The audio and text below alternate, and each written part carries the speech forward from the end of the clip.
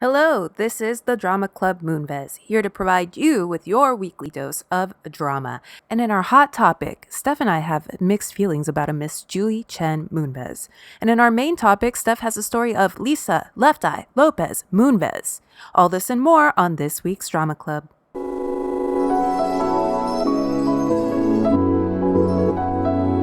What up, fam?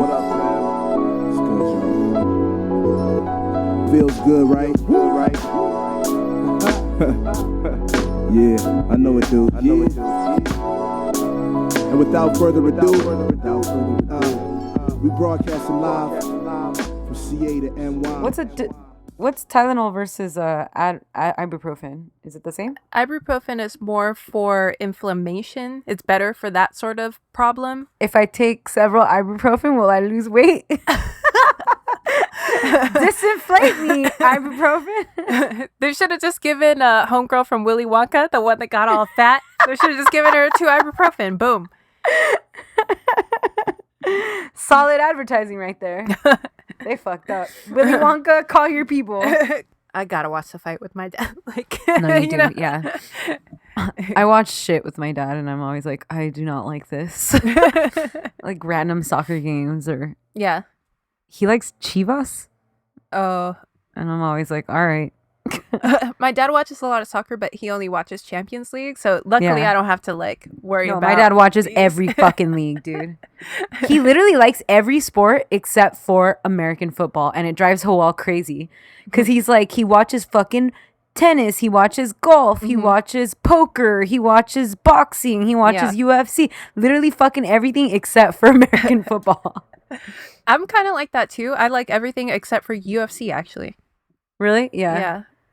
I I don't really care for UFC, I guess. But I'll even watch, on ESPN2 in the middle of the night or whatever. They'll have darts or billiards or bowling. Yeah. I'll watch that shit. I love it. That's what my dad watches too, all those. And the one where they're sweeping. It's curling. Yeah, he'll watch that Yeah. shit. And Howell's like, he watches this, but not football. I don't know, man. I want to learn to get into a weird sport, like a cricket. Not that cricket is weird, but it's just complicated for us because we don't know anything about it. I would like to learn to go watch a cricket match or something. Yeah, for sure. Or rugby. Rugby seems a little weird. Oh, Jesus did rugby and he got fucked up. He's not built for rugby. He did straight up what is that? Like they didn't have helmets and shit. Like that's what rugby is. Oh really? Fuck, I don't know. That fool got his eyebrow got busted open. He had to get stitches. Oh, it was a whole thing. Remember that episode of Friends when Ross tries to do it because Emily's ex does it or whatever? Yeah. Yeah, and he gets fucked up. Stupid ass Ross. I like those shout out to Ross. I like those rugged ass sports. I like when men do that shit. Not to antiquate myself or whatever. No, I get it. I like that. Yeah. I like a little ruggedness. There's this guy on 90 Day Fiance right now before the 90 days. He's English. Yeah. And so his boo, she's from Arizona. She went over there with her little baby. She got like a 3-month-old baby. She went over there to meet him. And it's not his baby? No. That's amazing. No. And she has a 90-day fiance? That's her 90 Day Fiance. Okay, so in the matter of 6 months, she had a baby and now is going to marry another dude. Yeah. That girl's winning. She met him. First of all, she met this dude on a karaoke app. What? What app is it? And I'm gonna assume it's they don't say it by name, but isn't it like Sing Me or something? Oh yeah, something like that. Anyway, so she meets this dude on the app. They start singing love songs together. They fall in love. She finds out she's pregnant from this other dude, and he loves her, but the English dude loves her, but he has a record. He has an assault record or something like that. He went to jail. No, in the UK. Oh, okay. So they and he qualified for the K visa? No, they denied his tourist visa. Yeah. So she went over there to meet him for the first time, and they got engaged while she was over there. But he's he played his job was that he played American football over there. First of all, I didn't know they did that. Me either. Second of all, he's one of those ruggedy beefy men. He's a beefy dude, and he has a violent record. Yeah, he does, but he seems like such a sweetheart. Like he's so sweet, and he loves her, and he loves her little baby and stuff. And when she went over there, he had the nursery ready for the baby, and like Aww. it was so sweet. That's cute. That's how they trap you, man. Yep. I'm not doing. You won't trap me like that. You Shit. Don't be making me no fucking baby rooms. No babies. Nope. My brother loves 90 Day Fiance, and he was this Sunday. He just kept saying like, "I really love the South African guy because he's like with the chubby girl." And the girl's like, I don't know why I'm not losing weight. Like, I'm trying to walk and I'm watching what I eat. And he's all pissed off. And he's like, you're just lazy. So Victor says it all the time. Like, when we're eating and stuff, he's like, you're just lazy. That's so funny. Oh, my God. Yeah, 90 Day Fiance is awesome. Shout out to that show. Mm-hmm. I got to watch the new season. My bangs are so long, dude. Look. Ooh. Hi, Goldie Hawn. Shut up. Goldie Hawn. There's someone less Salvadorian you could have picked. I don't know. I mean, we never know. Like, if Monica Lewinsky could be Salvadorian, Goldie Hawn might be more Salvadorian than Monica Lewinsky. That's true. It's really hot down here, and if you don't take care of yourself, this is what can happen. What's our hot topic? We got a few, right? Yeah. So first I had told me Justin Bieber got married, but then psych, never mind. Haley Baldwin said no. Do we know that's for sure the truth though? Yeah, they were going into like the courthouse, but they just got like they applied for their license or whatever. Oh, okay. That's so weird that because you never hear about other celebrities going into the courthouse, right? You know? Yeah. Okay. So a very, very smoking hot topic. Smoking hot. Ronan Farrow, who is on a crusade to bring down all of these trash men. Good for him. Who brought down Harvey Weinstein, despite being blocked at every turn by NBC News, his ex-employer. Or he might still be partially employed by them. Anyway, he decided that he set his sights on Les Moonves, who was running CBS. And at first, there was a lot of denials from CBS. They had a quote-unquote internal investigation that seemed like nothing was turning up. And first he said it was 6 women, right? First? Yeah. Right. Okay. And so Ronan put out a story with 6 women as accusers and sources. And nothing, there were like rumbles, but nothing was really happening. And then he put out a second story with, I don't know how many accusers. And it all like dawned back to like the 80s, right? Yeah. And didn't Les and CBS make a huge statement when Me Too came out? Yeah, they did. Like they were supporting this, like they wanted to be the leaders of like changing the atmosphere in their industry and all this shit. Yeah. And especially because a lot of people at NBC were going down. So I think that they were kind of like, let's profit on this. Yeah. Meanwhile, the tippity top of the people running the show over there are at best just as bad as the people at NBC, or just as bad as these men everywhere, or worse. Yeah. So his wife is Julie Chen, who is one of the co-hosts of The Talk. And she hosts Big Brother. Yes. And I thought that he cheated on his first wife to get with her. But I looked it up really quickly, and it looks like he was already like separated, and they were already going on with their divorce. Their divorce just wasn't finalized. Right. When he got with Julie. That's interesting. But he was married like almost 30 years to a woman and had 3 kids with her. Wow. When he met Julie. Yeah. Ooh. I know. Well, Julie had been kind of like, she'd been standing by her mans for when like the allegations started. Oh yeah. Which is because she was working for him when their relationship started. Exactly. Like, how did their relationship come about? Exactly. She used to be like a war correspondent. He like plucked her out of war zones and like, gave her the position that she has. This comfy ass Big Brother job. Yeah. So, she was I think she was a little too vocal with her support at first. Yeah. But then the big news is like this week, right? Yeah, the big news is, so when Ronan put out the second story and CBS investigated this shit and found out, like, you know what, he's got to go. What I wonder what they find where it's like no until it's like you got to go. I think it's just the tide turns, just the small rumbles become roars from everybody. Like, what the fuck are you guys doing? No, that can't.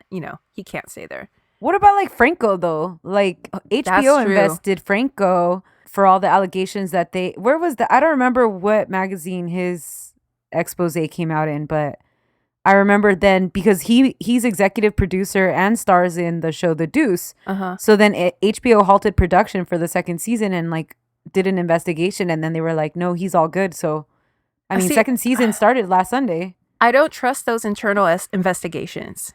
I think it's like, how much can we hide? And then it's like, finally, it's like, okay, something's unhideable. Like, right.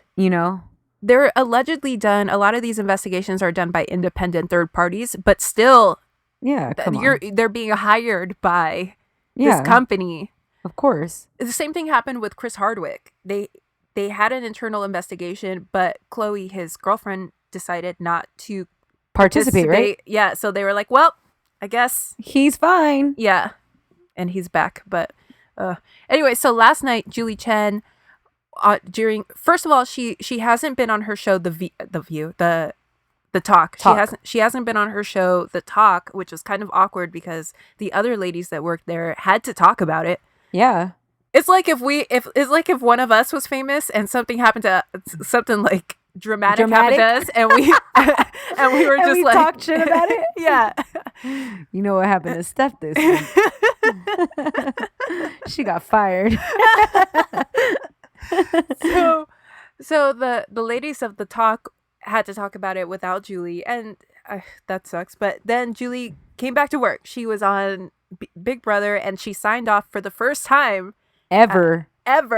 She said, like something like, "Thank you, good night. This is Julie Chen Moonves." Yeah, that's one fucking word, dude. Isn't that so crazy?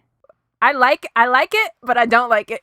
I know. I mean, like, I don't know. I think it's really sad. Someone should like talk to like a therapist or psychiatrist about like the psychology of what it must be to be a woman like her, or like Harvey Weinstein's wife. Like, what does this do to like a person in that position? You know, like what are they? Because they have a family. Like, you know, like it's so fucking complicated. Like, yeah, Julie Chen is a woman, but she's also a mother. Right. She's also a wife. She made fucking vows, you know? Like, she has to think of so many multiple things. And so, like, what are they supposed to do? Like, what are they supposed to do? And it's fucked up that these men are the ones who put them in this fucking position. Yeah. Like, it's such bullshit. There's a support group. It reminds me of the support groups that they have for families of killers, like serial killers and stuff. Yeah. Like, it's probably something similar to that. I'm sure. Or like mothers of children who have done fucked up stuff. Like, I know the Columbine mothers like participate in whatever groups, like, you know. Right. Because it's like, I mean, you still love them. They're still your kid, but you need to watch We Need to Talk About Kevin. I do? Yeah. Fuck, I want to watch it. Yeah, fuck. I don't know how I feel about it. On the one hand, I'm like, well, good for her, you know? Because I like the way she did it. I know, because it's one word, man. Yeah, one fucking word. It's like mic drop, right? Yeah. Like, she was like, fuck y'all, mic drop. It's gangsta. I like it, but yeah, me too. But then, on the other hand, it's like so complex. Yeah. We got thoughts. Let's see what happens from here, I guess. What I don't like is that a lot of these dudes, like, they're like, yeah, like, fucking Matt Lauer, go ahead and fire me, because their severance packages are like millions upon millions of dollars. This fool's worth something like $800 million. Yeah. He's fine. Yeah. Who cares? You know? Yeah. I don't know. It's fucked up. Yeah. Anyways. That was the drama this week. Anything else? Yes. A listener at Magic's in the Makeup Ooh, I love Magic's in the makeup. Yeah, she's really cool. One of the best No Doubt songs.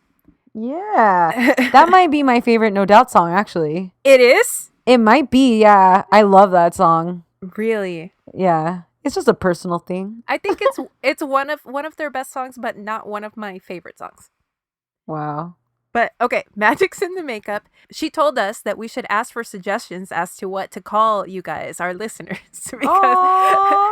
because as you know, we've been like we call you guys anything, yeah, anything, yeah, fucking anything, y'all, Dramaholics, maniacs. I told her she was like for MFM for my favorite murderino is so perfect, and I was like, yeah, we can't call our listeners scandalinos, like it just doesn't have the same ring to it. Yeah.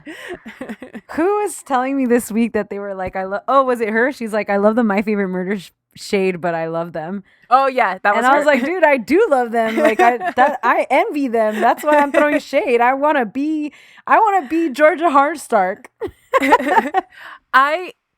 Through my powers of deduction, what I've put together from the last from like listening to them for so long, I think I know exactly the apartment building where Georgia lives. Oh fuck me. Stay sexy and don't get hurt By May. Shit. You wanna go rob her? I'm saying it. We could just like give her a sticker. Oh, throw a cup. We should do that. Just send them shit. Hey, like, listen to our podcast. Yeah, post up outside her apartment. No, let's not do that. Yeah, that's fucked up. No, but we could send them shit. Yeah, other people send them shit. Yeah. But these are minor leaguers. Here's the baby you've really got to be on the lookout for. Recognize it? You bet you do. Ooh, what's up, everybody? My name is Stef. And my name is May, and together we are the Drama Club, aka El Club de Drama. I told Jazz that I wanted him to start a mariachi band. Yeah. Los Dramáticos. Los Dramáticos. I like that too. That's a name for you guys. Los Dramáticos. Yeah, tell us what you guys want to be called. Yeah. Comment on something. At Drama Club Pod. Twitter, Insta, email us. All right. Are you ready for my topic today? I am. Steph, what are you going to talk about today? Today I'm going to talk about Lisa Left Eye Lopez. Yes. Okay. I watched TLC Behind the Music, obviously. Mm-hmm. It's on YouTube. It's great. I watched part of the documentary, The Last Days of Left Eye. Oh, it's kind of hard to watch. It's so sad. Yeah, and it's like a all handheld camera. Yeah. So it's kind of like, it was like making me dizzy and I was getting annoyed. Mm-hmm. I watched the VH1 TLC movie, which I can't remember the title now. Is it called Ooh on the TLC Tip? No. No, that'd be sick though. I don't remember. Anyways, yeah. And then all the Wikipedias. Yeah. Right. Okay, so Lisa Left Eye Lopez was born Lisa Nicole Lopez on May 27th, 1971 in Philly. Very cool. Her mother, Wanda, was a seamstress, and her father, Ronald Lopez Sr., was a U.S. Army Staff Sergeant. Wow. I know. That's pretty high up? I do not know. I actually don't think so, but I'm not sure. It's got to be at least like 1 or 2 steps. Yeah, it's not like straight up just like whatever. He's not a general. Yeah, general, whatever you want to call that. Her heritage is Cape Verdean, Portuguese, and African American. Oh, cool. She said that growing up, her father was an alcoholic. He was very strict and domineering, and she would describe her upbringing as abusive. She felt like she was in a boot camp all the time. Oh, no. Her mom and dad were also in a physically abusive relationship. Oh, no. Do you think that not the physical abuse, but do you think that boot camp thing is common with children of people that are in the military? I don't know. I don't know. I could see why. Yes, like I mean, whatever you do at work is obviously becomes like part of your style of parenting, I assume. But I'm not sure because my only experience is obviously Joel, and he didn't have that at all. Tiff says that Tiff, yeah. like her dad would be real anal about how she made the bed Oh, really? Yeah. See? And it's funny because when we have clients who are ex-Marines or ex-Army or whatever, they're always like, yes, sir, no, sir, yes, ma'am, no, ma'am, and very, very clean, you know, like just everything ironed perfectly. So I definitely think it spills over into your personal life a bit. So she excelled young as a musician, and she picked up in her youth how to play the clarinet, piano, harmonica, and saxophone. Wow. Yeah, she joined like all the music classes in school, and she loved that shit. Her parents separated when she was in school, and she went to go live with her paternal grandmother as a child, Okay. along with her brother and sister. She started composing her own songs on a toy keyboard when she was 10, and she formed a group called the Lopez Kids with her brother and sister. Oh, that's so I cute. know. And they would sing at her local church and at little community events. She went to the Philadelphia High School for Girls and kept on focusing on music and dreaming of a musical career. She said that as a child, her father would come check on his kids every weekend, and by the time she was 15, he would share a case of beer with them. Oh. So she started drinking very young. Yeah. I'm not sure exactly when. Everything I heard her talk, she would always, in multiple interviews, she would bring up the fact that by the time she was 15, her dad would split a case of beer with her. Right. But so, I mean, how old are you start drinking if you could fucking split a case of beer at 15? But it's not just her, it's her and her brother and her sister, right? And her dad, shit. So yeah. maybe it's like they're splitting a 6-pack or, you know. A case? When I think of case, I think of 24 and up. 24. 24, 36 pack. Ooh, it's too much though. Yeah, it's way too much. At that age, I wasn't really drinking, but if I wanted like a sip of what my parents were having, like it was fine, but they weren't like, let's split a 36 pack, May, and watch the boxing match. Once she graduated high school, she heard of an open casting call for a new girl group in Atlanta. She was 19 and she went ahead and moved to Atlanta from Philly with her boyfriend and $750 in her pocket. Wow, that's quite a bit of money for a 19-year-old. Yeah, wow. She was saving up. She said that she wanted to escape her family, first of all, and she also wanted to make a name for herself in music, so she went ahead and took a chance. Plus, she's 19, so I think you're a little bit more risk-taking at that age. The casting call was announced by record producer Ian Burke and his client, a teenager by the name of Crystal Jones. Okay. Crystal had come up with a concept for a tomboyish hip-hop / contemporary R&B female group. All right. So she wanted 2 more girls. Lisa made it to the end of auditions and was officially cast in the all-girl group Second Nature. That's not a good name. No, it's not. And guess what? They renamed that shit, May. Yes. To TLC. Woo. Derived from the first initials of the original members, Tion T-Boz Watkins, Lisa Left Eye Lopez, and Crystal Don't Matter Jones. I was going to say, who dat? Who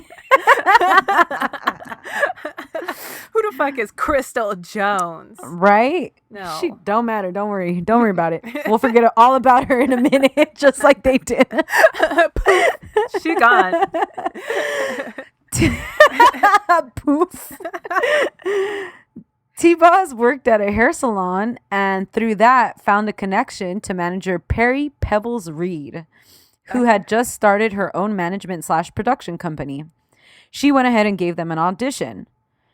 Things quickly weren't working out with Crystal because Lisa and T-Boz got along hella well. Oh, okay. Also, T-Boz and Lisa were natural performers. They weren't shy and they didn't hold back and shit. And Crystal really wasn't. She was more hesitant and she wasn't fitting in, basically. Yeah. So Pebbles liked them, and she arranged for TLC to audition with local record label LaFace Records, who was run by Reed's then husband, L.A. Reid, and Kenneth Babyface Edmonds. Cool. Pebbles is a boss, too. Right? Yeah. She's a badass bitch. So LaFace wanted to sign them, but L.A. Reid didn't want Crystal, like, immediately. He was like, no, she don't fit in. Just like all of us. Yeah. Shout out to Crystal. Wherever you are. Please, okay, they need to start a group that's Crystal from TLC, the two bitches from Destiny's Child. Oh, man. Lisa said Crystal was kind of she was like the one that started the group, you know? Yeah. 'Cause she was the one that put up the casting calls. So wow. So Lisa and T-Boz were really nervous to kick her out.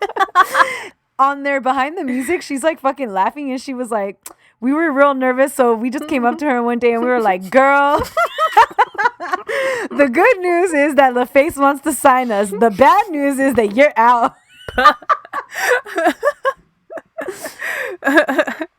So Pebbles quickly brought in Damian Dame backup dancer Rosonda Thomas to fill her spot. Yes. But since they needed her to have a name that started with a C, Lisa was like, your name's Crystal now.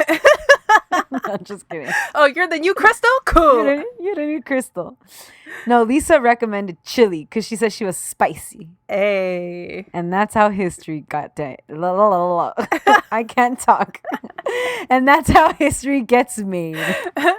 La la la la la. La, la, la. So, Chili, Left Eye, and T-Boz had instant chemistry. Mm-hmm. Lisa said that when they first started performing and singing together, they would always say MTB, MTB, because they were meant to be. That's cute. Isn't that so cute? So, the way the other girls got their nicknames is Tion wanted T-Boz as a way of saying, like, the boss. Like, she's the boss. Yeah. And Lisa used Left Eye because one time some dude told her he was attracted to her because of her left eye. Straight up, that's how she says she got her name. That sounds ridiculous, but one time in high school, a guy told me he was attracted to my right clavicle. Oh, just the right one? Just the right one. Let me see the left one. I was like, do you not see the rest of this? Yeah. This ain't no chump shit, motherfucker. Clavicle. Right clavicle would be my name if I was in like some sort of girl group. Yeah.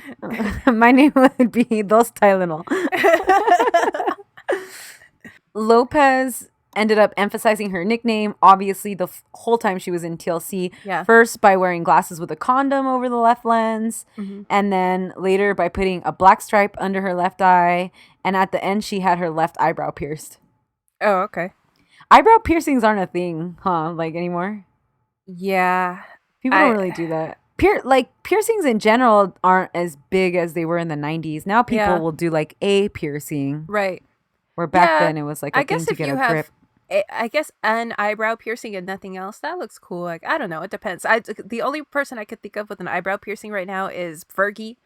Yes. With her thin-ass eyebrows. Yeah, what's up with Fergie's eyebrows? An investigation by the drama club.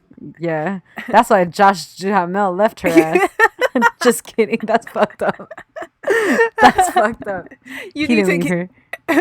I was going to say you need to get that Too Faced brow gel, girl. Yep. If you want to keep your mans. Don't nobody lose their mans because of their eyebrows. That's fucked up. You never know. I would break up with a guy because of his eyebrows or lack thereof. Yeah, we're breaking up. Why? You ain't got no eyebrows. I can't take it. Me and my right clavicle, we're out of here. Okay, so Lisa said that as soon as she was chosen for the crew, she started daydreaming. She was like, yes, this is like everything I wanted. She thought this is going to help me with my relationship with my mom and dad. They're going to be so proud of me. Oh. And she dreamed of making it big and helping support her family. Yeah. Before TLC ever dropped their first album, Lisa's father got into a dispute with a relative, and then he was shot and killed. What? That's crazy, right? Oh my God. No I tried to find more information about this, but I literally couldn't find a thing. Wow. She talks about it in the behind the music, and she just says, you know, it was horrible, that she took the grief and she focused, she used the energy to help her write for the new album. So before they even dropped an album, so she's still what, like 1920? Yeah. Fuck. Isn't that crazy? And you know why that sucks too? Because she's doing all this because she wants to gain the approval of her parents and her family and stuff. And like, she'll never know, you know? No. She'll always have that chip on her shoulder. Of course, like what could have been or whatever. On February 28th, 1991, T-Boz and Lisa signed production, management, and publishing deals with Pebetone, making Pebbles their general manager. Mm-hmm. This gave Pebetone the right to the name TLC, a deal with TLC for up to 8 albums, and rights to produce their entire album. Wow. Chili signed the next month. Then in May, the girls were signed to LaFace through the deal with Pebetone. Okay. So their records were to be distributed by Arista Records, which I guess LaFace was under Arista or whatever. Yeah. So everything was moving hella fast paced for them as soon as they got it popping. TLC was then immediately thrown into the studio with L.A. Reid, Jermaine Dupri, Dallas Austin, and Marley Marl. Yes. Dallas Austin is known for working with Boyz II Men, Madonna, and Pink, and Marley Marl is known for his work with hip-hop artists Eric B. and Rakim, LL Cool J, and Pete Rock. Mm-hmm. L.A. Reid and Jermaine Dupri are known for being fucking gigantic and working with everyone. I don't have to explain that shit, right? Also, Babyface was around. Like, I mean, I don't think he was, like, directly involved in producing this album, but he was part of LaFace, so, you know, he was all up in there. Is he in the movie? In that TLC movie? Yeah. Yeah, he is. So he's, like, there somewhere. Yeah. So Babyface and L.A. Reid in interviews say that as soon as they got those 3 girls together, they knew that they had something. They were like, these girls are going to be fucking stars. Like, they have what it takes. Mm-hmm.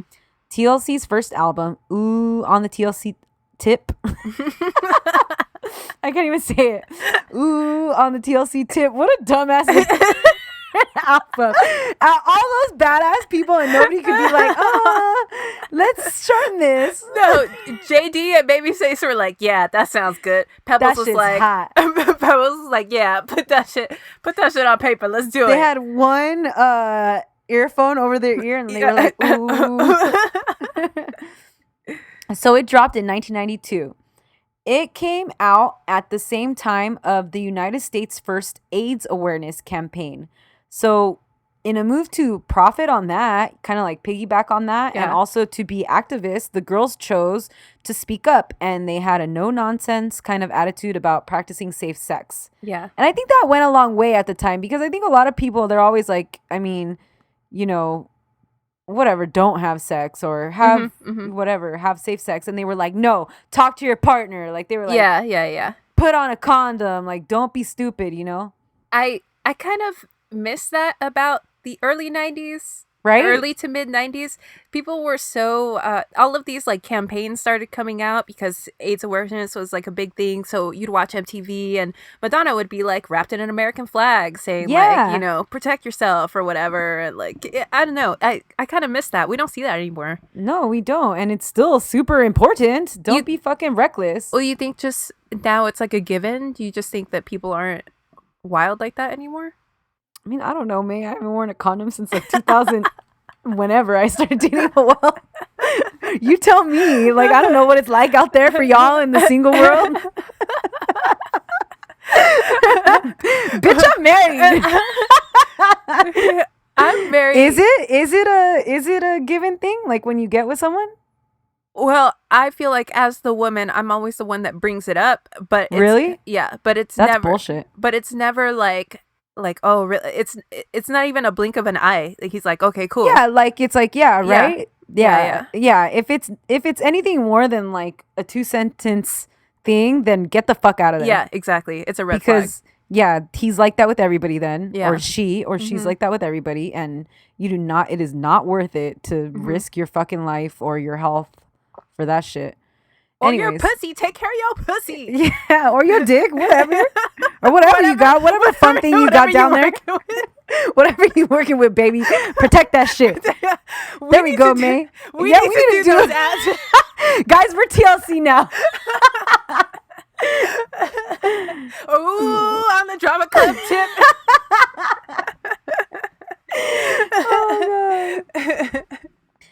Oh, God. Anyway, so the album had 4 singles and 3 were in the top 10, including I Ain't Too Proud to Beg. Hey. Baby, baby, baby. That's my favorite one. That's my favorite TLC song. Ever? Oh, I just remembered Creep. they're all good. They're it's so either good. one But of those two. Baby, Baby, Baby's great. Yeah. And what about your friends? Yeah, Baby, Baby, Baby is the best one on that album for sure. The album sold 6 million copies worldwide, so they went platinum. In regards to the writing on the album, it was almost mostly done by Dallas Austin and Lisa. Mm-hmm. So they hit the road on their first national tour as the opening act for MC Hammer. That's not a good combination. It's weird, right? Yeah. But this was 1991 or 1992. So MC Hammer was huge, and the girls were really hype about getting on this tour. I'm sure. Because it was like, it was like, fuck, if My Favorite Murder asked us to do an episode with them, I'd be like, fuck yeah, girl, we do not talk about the same kind of shit. Yeah, that's true. I would be all up in your fucking podcast talking about some celebrity murder. Yeah, that's true. I was just thinking, what would have been a better fit, at least to me, is fucking Humpty Hump. Oh, I could think of the Humpty Hump. Yeah. Do the hump. Do me, baby. That's Shock G. Shock G. The one who put the satin on your panties. But he's in... I want the record to show that Shock G did not put the satin on your panties. I would like the class action lawsuit from women that would like to say that Shock G did not put the satin on their panties. You'll be hard pressed to find someone whose panties. Digital Underground. Jesus Christ. Anyways, so it was a huge tour to be linked to. Yeah. And the public loved their safe sex message, their style, because they were in bright, oversized tops and overalls, and it was tomboyish. Yeah. And people had a follow. People came to see the show just to see them. Oh, yeah, that's cool. So they were super excited during the first tour. They said, people in the crowd would be like, TLC, TLC. And they were like, oh my gosh. Yeah. They're here to see us, Unfortunately, in the midst of this tour, T-Boz announced that she had sickle cell anemia. Oh, no. And she had to be hospitalized. Fuck. So they ended up missing a bunch of the dates due to that. Yeah. And the other two girls, Lisa and Chili, they were straight up by her side while she was in the hospital. They stayed with her and they were like, yeah, fuck the tour, focus on your health. And so this, coupled with the tour, brought the three girls even closer together as best friends. That's awesome. After everything ended, they turned their attention to trying to get out of their management deal with Pebbles. Go ahead. What made them realize that it wasn't working for them? Because she had so much control over everything, their songs, their look, the style, everything. So they wanted to control more of that, because T-Boz was talking about how, we liked that look. It was cool, but also we're women who liked our sexuality and we wanted to also dress a little bit sexy. Yeah. And she was trying to push us to not be that. And keep them in like the baggy clothes and okay. And that's cool every once in a while, but also why can't we be sexy, Yeah. If that's what they wanted. So they wanted to get out of that. Pebbles did ultimately agree to take them out of that contract, but she was still entitled to collect money for years and years to come. So right after the album and the tour, Lisa started dating NFL player Andre Rison. He was in the Atlanta Falcons. I don't know what that means, but anyway. By 1994, they were living together in his mansion, and their relationship was very violent and very jealous. I think as far as NFL reputations go, it sounds like Andre had the typical NFL lifestyle. Yeah, yeah. So that's what I'll say about that. Lisa alleged that he physically assaulted her for sure one night. Later on, she said that he did physically assault her during their relationship, but on one particular night, she called the cops on him and filed charges against him. Yeah. Rison denied everything, and she later dropped it, so nothing went forward. Okay. So back to TLC for a bit, because at this time, they're working on their new album, right? They finished the tour, working on their second album. So they reunited with Dallas Austin, Babyface and Jermaine Dupri, as well as Puffy, our good friend Puffy, and Chucky Thompson. As I said, Lisa was involved in a volatile relationship while still dealing with her own alcoholism issues. So one night in 1993, while they were working on the album, Lisa went out with some friends and came home at around 2 a.m. to an empty house. Finally, Andre came home at around 6 a.m. from What a the night fuck? out. I know. And a neighbor says that Lisa greeted him in the driveway, yelling at him and slapping that fool. Okay. So then Andre, in I guess an attempt to get away from the drama, just jumped in his car and drove off. Yeah. Lisa says that she was very drunk at this time and she was obviously super upset. And so in a fit of rage, she ran back inside, threw a pair of his sneakers in a bathtub and lit them on fire. The fire spread uncontrollably to the entire mansion they shared and destroyed the house. Yeah. Fuck. Lisa claimed that she had only ever intended to burn the shoes, obviously not the whole house, but she couldn't handle it.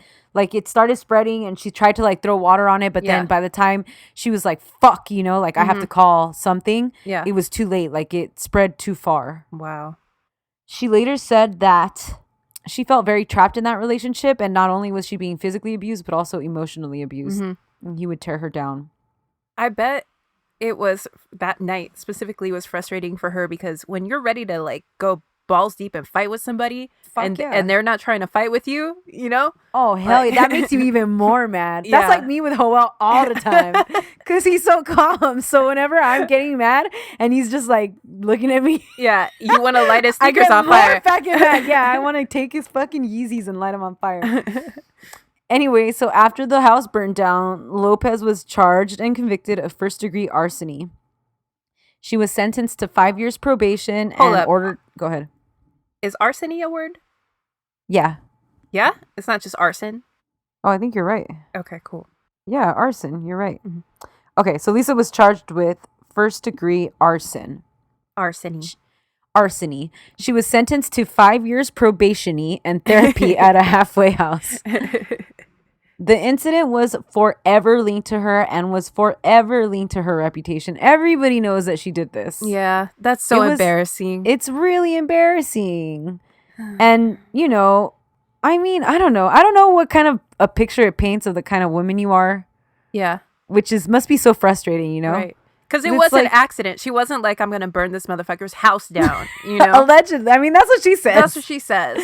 Yeah. But, no, because you have to be a psychopath, I think, to do that. Because that's scary because it could spread to another house. Yeah, you could hurt somebody. You could get trapped in there. Like, there's just so many. Yeah. No, I don't think. I don't either. Yeah. I think, and they, how like, how fire people are, how they could like tone down where the fire started. I think it was like confirmed, like it started in the fucking bathtub. I think also like those jacuzzi tubs, they're made out of acrylic. I think they burn, and I don't think that you would necessarily think that right away if you're gonna light a fire in one. Yeah, don't be lighting a fire in your acrylic tub, everyone. So the press later heavily followed her and Andre's relationship. After this shit... They were still together? Yes, May. There were rumors of a wedding every other week. Like, they stayed together for a while. They were the original hot topic. Yeah. Meanwhile, like I said, they're working on their second album. So Lopez was then court-ordered into rehab, but the judge let her leave rehab to attend recording sessions. However, the second album has less of her vocals than the first one due to this incident. Oh, I didn't realize it was because of that? Yeah. Wow. Okay. Crazy, right? Yeah. The album dropped on November 15th, 1994 by the name of Crazy. Sexy. Cool. This album was a fucking gigantic commercial success. It's a monster. It's a fucking worldwide hit. Yeah. It sold over 23 million copies worldwide. Wow. That's like Thriller it's status. It's crazy, right? Yeah. It propelled them as one of the biggest groups of all time. Yeah. It's been called one of the best R&B records of all time. Agreed. Yeah, it's fucking amazing. Yeah.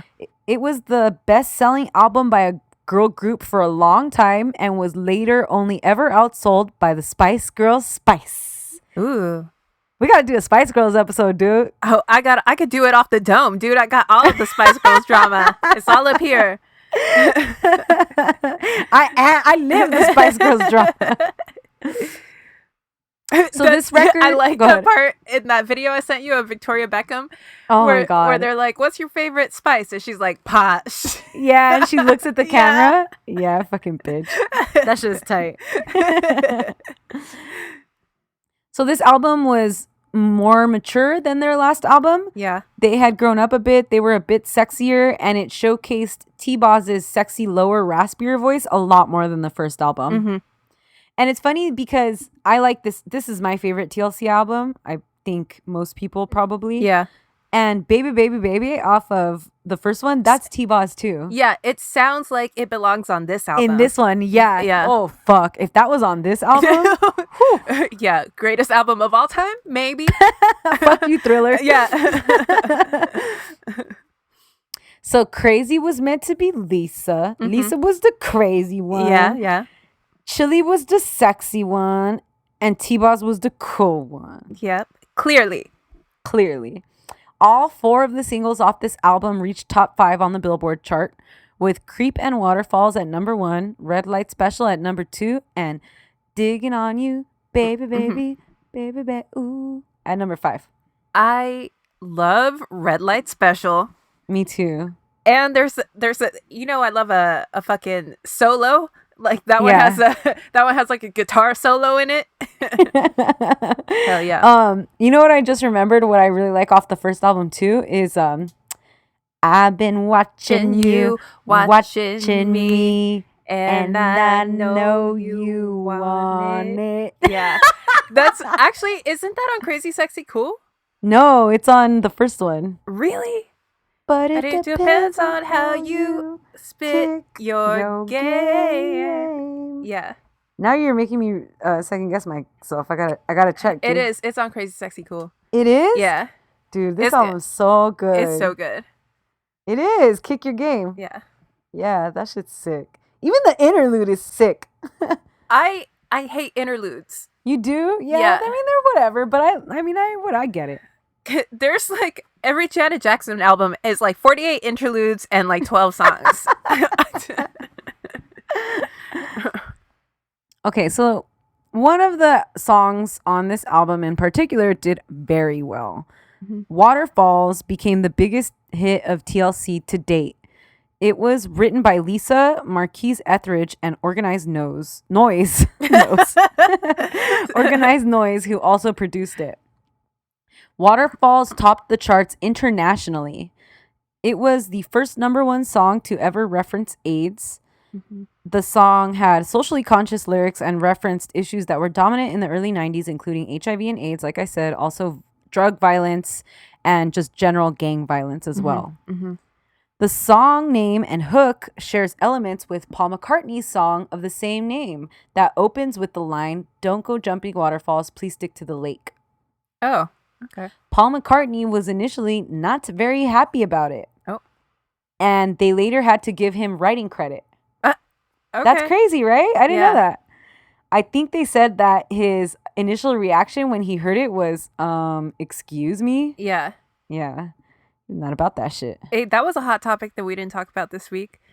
Paul McCartney? Paul McCartney said that. Oh, that's right. That he and John used Lennon to masturbate together. That shit's disgusting. Y'all are nasty. Come so together. No. Oh my god. You know what that reminds me of? In Y Tu Mamá También, when they do that on the pool. Do guys do that? I think they do, dude. Yeah. I mean, it's come up twice in my life that they do it, so I assume they do. It's a rap. Caso cerrado. What did you say you wanted a judge to say? Oh, I don't remember. Oh, the drama club is now in session. Oh, yeah. Okay. So the music video for Waterfalls was also a huge hit. It cost $1 million to make and was an MTV staple for many months back when MTV still showed videos. Mm-hmm. They won the MTV Video Award for Video of the Year and Grammy Awards for Best R&B Album, Best R&B Performance by a Duo or Group, and the Billboard Award for Artist of the Year in 1996. Well deserved. Yep. They probably deserved a Grammy that wasn't just R&B also, right? For sure. Like Best Album of the Year? Yeah. I wonder what won that year. Yeah. We should look it up. 1996. Okay. Somebody look that up and tell us. So Waterfalls also has received critical acclaim. Entertainment Weekly said, this song hints at the artistic greatness TLC could achieve if freed from commercial concerns. Interesting. It was number 13 on VH1's 100 Greatest Songs of All Time, and Billboard named it the number 11 song on their list of greatest girl group songs of all time. Number 11? Yeah, I looked up this list for fun. Huh. You want to hear it? Yes. Okay. In number 10 comes Emotions, Best of My Life. Okay. In number 9, The Shangri-Las. He was the leader of the pack. I love that song. Number 8, The Crystals. Then He Kissed Me. Mm-hmm. Number 7. That's Phil Spector. Yeah, I know. Number 7, Destiny's Child, Say My Name. Mm. I was like, what? Really? Over Waterfalls? That's not even my favorite Destiny's Child song. Yeah, true. Waterfalls isn't even my favorite TLC song, so... Yeah. Number 6, En Vogue, My Lovin'. Yeah. Never gonna get it, never Yes. gonna get it. That song has everything. Yeah. Number 5, Spice Girls, Wannabe. You know, I love the Spice Girls, but this seems a little high. Yeah. Number 4, The Supremes, Where Did Our Love Go? How is that not number 1? But go on. We'll get to it. Okay. Number 3, The Shirelles, Will You Still Love Me Tomorrow? Mm-hmm. Number 2, TLC Creep. Oh, yes. That sounds Well about right. deserved. Yep. Well deserved. Number 1, and number 1 in your heart, The Ronettes, Be My Baby. Yes. Yeah. Okay. That All list is funky, but I agree Yeah. with number 1. Yeah. And number 4. All right. I looked up who won the Grammy that year. Who did it? Okay, these are album of the year, Jagged Little Pill. What? I mean, that was a huge album. Huge Yeah. album. Really? Yeah. That sounds right to me. Song of the year. This also sounds right to me.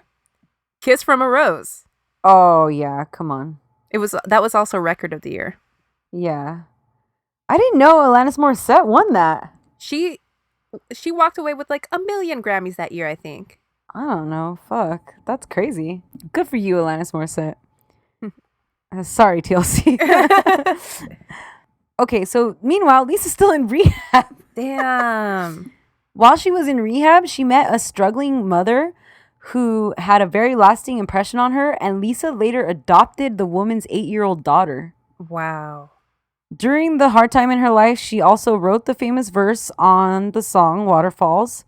And her verse in this song, she said, I was in the diversion center at the time serving out my sentence. I got on a 2-hour break to go and record in the studio and listen to the song that the girls had been working on, which we called Waterfalls. Mm-hmm. On the way to the studio, I was looking out the window, admiring the trees, the buildings, the sky, and I looked up and there was a rainbow. And I was like, wow, this place that we live in never meant so much to me. So then as soon as she got to the studio, she wrote her verse and recorded it. And the rest is history. Oh my God. Yeah. So that verse in particular is incredibly real and personal to her. Yeah. The summer after the album dropped, they were riding high on the success, rocking checkered black and white outfits while performing at the VMAs and going on a full tour. But even with the success of the album, nothing brought them the financial success they thought they deserved. Yeah. This is my favorite part of the behind the music. When Lisa says something like, how can a group make something? Yeah, and she's like, you have 100 cents. Yeah. Like she breaks it down like that. When she was doing that, I was like, bitch, slow down. I don't know math. That's where you can really see her personality pop out, how smart she is. She's like, 23 cents goes to the label, 38 cents goes to this, 2 cents goes to your manager. We keep 2 cents. Yeah. Yeah. The album, the tour, their appearances were making millions upon millions of dollars. They're one of the biggest stars in the world at this time. Yeah. And in the midst of all the hype, TLC declared that their debts totaled $3.5 million based on their deal with Pepitone and LaFace. Fuck. This is what I don't understand. You, as a record company, isn't it in your best interest for your client not to be bankrupt? Yeah, You know? exactly. No, they're just pawns to them, dude. They don't give a shit. Yeah. So first, the girls tried to renegotiate their contracts. They wanted to see if they could make that work, but LaFace Records refused. God damn it, Babyface. I know. Doesn't it? It's so disappointing to me that Babyface is involved in this. Because he's an artist. He exactly. Should know. So don't you look out for your own? Yeah. Don't be a dick. So the deal was standard in that Pepitone and Arista recouped the costs of recording, manufacturing, and distribution. Basically, all standard recording deals do that. Yeah. But it was shady as hell for also charging for airline travel, hotel, promotion costs, music videos, food, clothes. Yeah. And basically any other expense they could write off. Meanwhile, their video cost $1 million. $1 million, yeah. So their shady contract meant that after everything they had to repay, with all the fame and fortune that they had achieved, they each earned $50,000 a year in 1993 and 1994. Wow. Isn't that so fucked up? Oh, God. And they're working their ass off. Yeah. TLC claimed that, ironically, the more successful they became, the more they owed. So it wasn't in their best interest to keep working. LaFace initially refused to renegotiate the deal midway through the contract, so the girls lawyered up and filed for bankruptcy. Okay. The bankruptcy announcement was fucking front page news. Yeah. The girls all comment on how nobody could believe that they were broke. Everybody was like, what are you talking about? Yeah. Because it doesn't make any sense. How can you be the biggest stars in the world and be broke? Yeah. The public also kind of thought that it must be the girls' fault. They must be reckless with their money. Yeah. So the three of them were super unhappy. They were like, we're working really hard. We're super famous, but we have nothing to show for it. We have no money to even buy a house for ourselves, let alone help family members or stuff that you should be able to do when you're that famous. Ooh, imagine all your cousins coming out of the woodwork and stuff being like, oh, let me get $5,000 for... Yo, pay my fucking electric bill. Yeah, and you're like, I don't have it. And and they're like, fuck you. You're lying, you know? Yeah, for sure. The record deal said that the girls aren't really in legal danger. They just want more money. So the case dragged on for years. So meanwhile, is it like that? Like they're not allowed to record? No, they could, but they just didn't because they were like I said, the money wouldn't be going in their pocket. Exactly. Yeah. So they were like, the more successful we get, the more money these fools get, the more debt we're accruing. Yeah. They finally settled everything in 1997, resulting in their contract being renegotiated. They were let out completely out of the Pepitone deal, and they owned the right to the name TLC. Oh, nice. By the end of it all, L.A. Reid and Pebbles had divorced, and the girls had lost a shit ton of time and money. Yeah, I bet. I wonder if they got some sort of settlement also, or if that's just all they walked away from. I don't know. I hope so. Yeah. So once it was all over, they finally got back to work. And their third album, Fan Mail, dropped 5 years after Crazy Sexy Cool in 1999. Wow. It debuted at number 1 and was certified 6 times platinum for selling 6 million copies in the U.S. Imagine if they wouldn't have lost that momentum. Because, imagine like they took a 5-year break and their album still debuted at number 1. Yeah.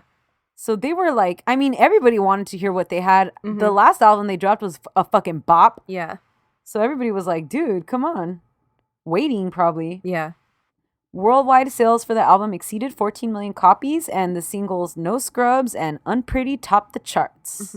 The album was distributed as a tribute to their loyal fans, and the sleeve of the album contained, like, microscopically the names of thousands and thousands of members of their fan club and stuff as a thank you. Yeah, the album was nominated for 8 Grammys and won 3. Best R&B album, Best R&B song for No Scrubs, and Best R&B performance by a duo or group. Nice. They then went on a full-blown tour, and they got a pay-per-view special of their tour, which at the time was pay-per-view's highest grossing televised special. Wow. I know, so they got that pay-per-view money, baby. Hell yeah. Get out of that broke status. But fan mail came with some drama also. Ooh. During the recording of fan mail, the members of the group began a public feud. Yeah. In May 1999 issue of Vibe magazine, Lisa said she graduated from TLC. She said she couldn't stand 100% behind the new album and the music that's supposed to represent her. Mm-hmm. In response, T-Boz and Chili told Entertainment Weekly that Lopez doesn't respect the whole group and she's only concerned with herself. This is sad. It's really sad. Because it's like, you guys are homegirls, first of all. Yeah. First and foremost, you're homegirls. Second of all, you just went through this fucking legal battle together. Right. Shouldn't you come out of that like united? Yeah, stronger than ever. Yeah, why are you going to do this shit? But whatever, I don't know. Mm-hmm. So Lisa then took an interview with Entertainment Weekly, and she said she challenges them all to release solo albums and let the public decide who was the greatest member of TLC. Let me guess who would have won. I know what That. album I would have bought. Me too. Shout out to T-Box. Yeah. She also said she wouldn't give any other interviews until she could talk freely. So she was like, mic drop, bitch. Mm-hmm. What she proposed was a 3D CD. 3D CD. Mm-hmm. She said, let's do a set of 3 CDs containing 3 solo albums, and we'll throw in a $1.5 million prize for whoever wins most popular or whatever. Wow. Who was putting up that money? Right? Yeah. T-Boz and Chili declined, obviously. They were like, bitch, you crazy. And then Lisa became all interested in holistic medicine and started Oh, yeah. flying off to Honduras. And she started spending a lot of time at like a holistic retreat center. Mm-hmm. And this caused her to miss several recording sessions while they were trying to finish fan mail. So Chili and T-Boz were pissed. They were like, what the fuck are you doing? And they were working on the new album in the studio, trying to get, pretty much like make up for missed time. Mm-hmm. Chili then gave a final interview where she said, Lisa is selfish, she's evil, and she's heartless. Oh, no. Carson Daly in the Behind the Music says, at this time, basically everybody who was in the music industry or like the media involved in the music industry believed that they were going to break up. It was just a matter of time. Yeah. But the girls came together and they issued a statement saying, we're sisters, we have problems, but we love each other, and we squashed it. Okay, good. T-Boz and Chili, in a more recent interview, like now that Lisa's gone, said, Lisa was crazy. She loved to rile up the media. Mm-hmm. She was one of those people that believed that all press is good press. Oh. And they said, we're really sorry that us, but also the public, never got to see how Lisa would act on current social media the way it is. Yeah, imagine her Twitter. That's what they said. They were like, Lisa's Twitter would have been a real fucking gem. Yeah. So, and then it's so funny because I could totally see that, Yeah. the way that she is. She would have been fighting with everybody. Cardi, Nicki. She would have been at the fucking New York Fashion Week fighting with Kanye and shit. I saw Azalea Banks reacting to Nicki and Cardi's fight, and she was like, the girls are fighting. Oh. Dude, I was gonna say, like, it's weird that they're having this disagreement in public. Because I in think the press. it was mostly so I think how much of it was just a publicity thing. Yeah. Right. I don't think she really meant it. I just think I think she wanted to do something solo. Mm-hmm. This was a way to do something solo while still being with them, kind of like Outkast. Remember when they dropped the love speaker Love- box? Love Below? Yeah. Like, that was smart, I think, because it's like we're still together, but like here's our solo shit, Yeah, and they still, like, it's showcased. It wasn't like completely, separate. Yeah. And they're on each other's songs. Yeah, and yeah. shit. Yeah. That's a fucking great album. Yeah, by the hell way. yeah. Shout out to Outkast. So Lisa wasn't happy though. She wasn't happy, or maybe as happy in TLC as she had been in the past. Uh-huh. I think it's really hard when you're a part of a group like that and you yearn to be valued as an individual. Sure. Because we see this time and time again with groups like the Beatles, like we were talking about Paul and John. Like, I think when you have someone like Lisa, who's obviously very talented on her own and wants to be out on her own, she's going to feel some sort of resentment at some point. Yeah. So Lopez started focusing on a solo career. First, she started being a featured rapper on several singles, including Donnell Jones' fucking club banger, You Know What's Up, Space Cowboy with NSYNC, Gimme Some by Tony Braxton, How Do You Like It by Keith Sweat, and Melanie C's Never Be the Same Again. Shout out Spice Girls. How 2000s is that list of people she that worked was with too? incredible. Yeah, that was my youth right there. T-Boz and Chili confronted her, I guess, about making a fourth album after Fan Mail. They were like, we need to just straight up like be real with her. Like, dude, do a solo album is basically what they told her. Go ahead, do a solo album. Yeah. Just don't quit TLC. Like, Right. why does one have to mean the end of the other? Yeah. So she was like, all right, fine. And she started working on the last album, which was to be called TLC 3D. But Lisa, like I said, was in her own little holistic world, working on solo projects, running to Honduras every chance she got, and starring in a Gap commercial. She was in a Gap commercial? Yeah. I don't remember that. Shout out to Gap commercials. Yes. But not Gap jeans, because y'all only know how to make pants for breadsticks.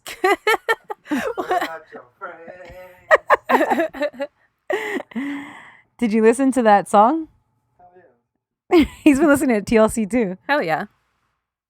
Then Lisa made Left Eye Productions to try to discover new talent, and through this, she mentored and signed the R&B group Black.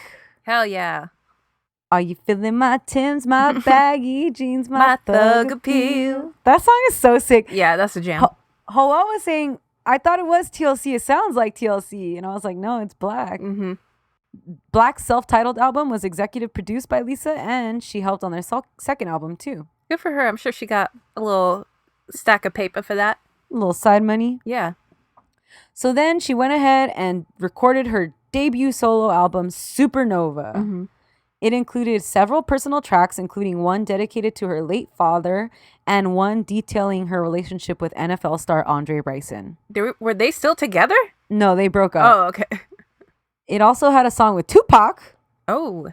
That was assembled through the unreleased recordings before his murder. Okay. During this time, she was also developing a foundation for deprived children in Honduras. So she's still all up in Honduras. Yeah. The album suffered problems right away, and its release was put on hold by Arista Records. Wow. It wasn't getting the hype that they thought that it was going to get. So they dropped the first single, The Block Party, in the US prior to the album release. But the song failed to make any kind of rotation on the radio and didn't get on any charts. So the record label was like, never mind. And they straight up canceled the album release completely in the US. That's crazy. Right? Because why not just drop it? You know? Right. Because I think they were like, I think that they assumed that Lisa getting bad numbers or like this bad hit would affect TLC. Oh, I see. So then they were like, she was still pushing for it because this was like her whole fucking thing. Like she wanted to do this so bad. Yeah. And she thought she was the shit. So she was like, no. Like, let's at least drop it overseas. So they did. They dropped it overseas. And I could see like not putting money into promoting it as much, you know, like not sinking money into like a failing ship, but just release it. Yeah, why not? Yeah. But the overseas sales were also disappointing. Oh no. Disappointing. So Arista completely stopped any, like you said, marketing, and they refused to drop any other singles. Yeah. Lisa then turned around and she got the rights to try to sell the album off her website. Oh. But that was also unsuccessful. Oh, damn. So this was a gigantic disappointment and embarrassment for her, especially after all the shit she talked. Yeah. So Lisa, frustrated with Arista, severed her solo contract with them and signed with our friend Suge Knight. Oh, she was on death row? She was on The Row. Oh, The Row? Yeah. I didn't even know that existed. Yeah. That was after Snoop left. And yeah. So she was on The Row Records in January of 2002. Come to the row. Come to the row. She was gonna debut a new album under the name Nina, which stood for New Identity Not Applicable. Wait, Left Eye is Nina Sky? I wish. And at this time, she had been recording with David Bowie, Ray J, and Missy Elliott. Wow. But the album was never finished. Oh, no. Following that tragedy I'm about to tell, the Row intended to complete it and release it, but ultimately everything just got scrapped. I don't think Suge Knight is like good at what he does. No, he's not.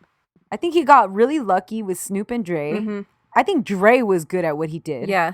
And Dre pushed the albums out because everything with Death Row went to shit after all them left. And the Row seemed... How the fuck did they not finish this album? Yeah. It's a no-brainer. Plus, all the whenever somebody dies, like their music... Everybody's willing to help. Yeah. And like you said, their music jumps. Look at Mac Miller. Yeah. So some of the songs ultimately ended up online, I guess, years and years later, but nothing has ever fully been released. Right. I'm surprised Missy hasn't tried to do something? Yeah. Did you see that video this week? That Yes. Missy Elliott? That was so cute. She said her funky white sister. Yeah, that was so sweet. Okay, so in April of 2002, Lisa was a passenger in a car accident in Honduras that resulted in the death of a 10-year-old Honduran boy who was walking on a road. His last name was also Lopez. And like I said, at this time, Lisa had dived pretty deep into holistic medicine and she was all spiritual and shit. She was into numerology and like... Yep. Yeah. All of that shit. So she believed that there was a spirit following her around. And she thought that the spirit had intended to take her life, but by accident took the boy's life. Lisa was driving the car. Yeah. Oh, no, I'm sorry. Lisa was not driving the car. She was a passenger. She stopped and she loaded the boy into her car and she cradled his dying body in her arms while someone gave him CPR. Oh, my God. And they got him to the hospital. He died the next day and she paid for all of his medical expenses and funeral expenses. Yeah. She also gave the family, I guess, a little extra cash, although it was looked into briefly by the police. It was agreed by everybody that the death was an unforeseeable tragedy. Yeah, I'm sure. So no blame was ever put on anyone for the incident. What? That's so tragic and horrendous. Because it's a little boy. I yeah. mean, that's my worst nightmare. Yeah. Right? Just a car accident in general, but imagine being in a car accident and a child dies. Yeah, I don't know. and you're fine, you know? Yeah. And like, Fuck. yeah. 2 weeks later, on April 25th, 2002, Lisa Lopez was driving on a road and swerved slightly to avoid a truck. It's unclear whether the truck was stationary or just slowly moving, but after she swerved to avoid the truck, she had to immediately swerve to the right to avoid an oncoming car. The vehicle, a Mitsubishi Montero SUV, rolled several times after hitting Tooties. Lisa was speeding at the time of the accident. There were 9 passengers in total. Lisa and 3 other passengers who did not have seatbelts on were thrown out of the car windows. Wow. Lisa instantly died of neck injuries and severe head trauma. She was the only death that resulted from this accident. Wow. She was 30 years old at the time of her death. Oh my God. In the front passenger seat was a cameraman who was videotaping. Like I said, she was working on that like documentary style thing. So the last seconds leading up to the swerve and everything were all caught on video. And it's shown in that documentary that later came out, The Last Days of Lisa Lopez. Yeah. Her sister was also in the car with her and she survived the accident. The day after the crash, news spread everywhere and T-Boz and Chili went to go stay with Lisa's mom. Oh my God. Isn't that so sad? Yeah. Lisa's funeral was held in Georgia on May 2nd, 2002. It was attended by thousands and thousands of fans and famous friends, including, of course, her sisters, T-Boz and Chili, but also Alicia Keys, Usher, Missy Elliott, and several others. It was estimated that 30,000 people were in attendance at her funeral. Fuck. That's crazy, right? That's like like when the queen dies or some shit. It Wow. was crazy. She was so young. Yeah. And she had so much talent. Mm-hmm. Lopez was buried in Lithuania, and her casket has a portion of her lyrics from Waterfalls engraved on it, saying, "Dreams are hopeless aspirations in hopes of coming true. Believe in yourself. The rest is up to me and you." Oh. There is a conspiracy theory surrounding the death of Lisa Lopez. No, there's not. Yeah, there is. Oh my God. Okay, what is it? First, like I said earlier, people thought it was pretty wild that she was the only death in this accident. And also, because of the death of the young Honduran boy from 2 weeks prior, a lot of people speculate and believe that she was murdered in revenge for his passing. Okay. Finally, since Lisa had a few premonitions of her passing and had commented that she felt like an evil spirit was following her around, friends think that she was being agitated leading up to her death. By a spirit? Just, they think that someone or something was agitating her, and that killed her in revenge for the boy's death. Wow. Yeah, I don't know. You know how people be. Mm-hmm. People try to find explanations for death all the time. Yeah, you want to have something. It needs to make sense because just random act of, not violence, but like death? a senseless death. Yeah, It's like it'll keep you up at night. Yeah. Following her death, like I said, a documentary showing the last 27 days of her life premiered at the Atlanta Film Festival. It was shot in the form of diary entries filmed by Lopez while on a 30-day spiritual retreat in Honduras with her sister and brother and a few other people. At the VMAs immediately following Lisa's death, T-Boz and Chili took the stage in tears to honor their girl. T-Boz and Chili ended up finishing their last album, TLC 3D, with the help of producers Rodney Jerkins, the Neptunes, Raphael Sadiq, Missy Elliott, and Timbaland. That's an all-star lineup right there. Right? Several of the songs on the album eulogized Lopez, and it dropped in November of 2002, and it went double platinum. Oh, I'm surprised. It's pretty good, right? Yeah. Sorry. Do you know, is Lisa on it at all? She is. She's in some of the songs that were recorded before she passed. Yeah. Nah. After. Yeah. And Tupac was on it too. It had their lowest charting singles to date and failed to make a splash overseas. Mm-hmm. Their longtime producer and T-Boz's baby daddy, Dallas Austin. Oh, I thought that was Chili's baby daddy. Oh, maybe it's Chili. Yeah. Because T-Boz's baby daddy is Mac 10. Oh, okay, my bad. So Dallas pushed the girls to move forward and get someone to replace her and stuff. But T-Boz and Chili had a super hard time seeing anything without Lisa. I'm sure. A few years later, they did do a little reality TV show on VH1 called Are You the Girl? Mm-hmm. And a girl did end up winning named Tiffany, and they did one song with her, but that was it.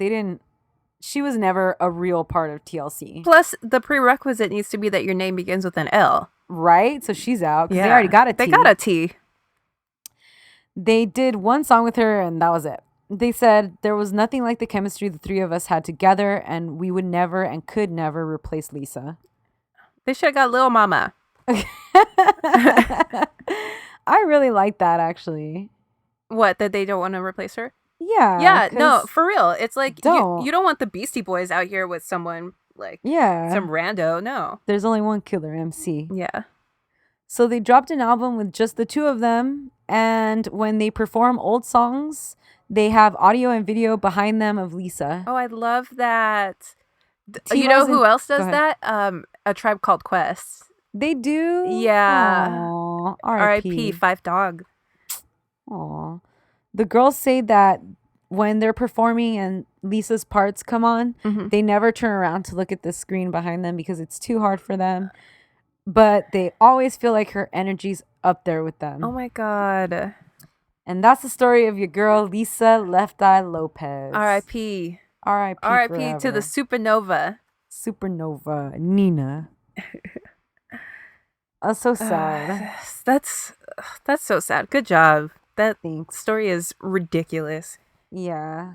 They made it to the top though, baby. Yeah. I can't believe she was only 30 and she'd been through so fucking much. Her dad was murdered. She burnt down a house. Fucking. Had a #1 album worldwide. Yeah. Been broke. Filed for bankruptcy. I know. Yeah.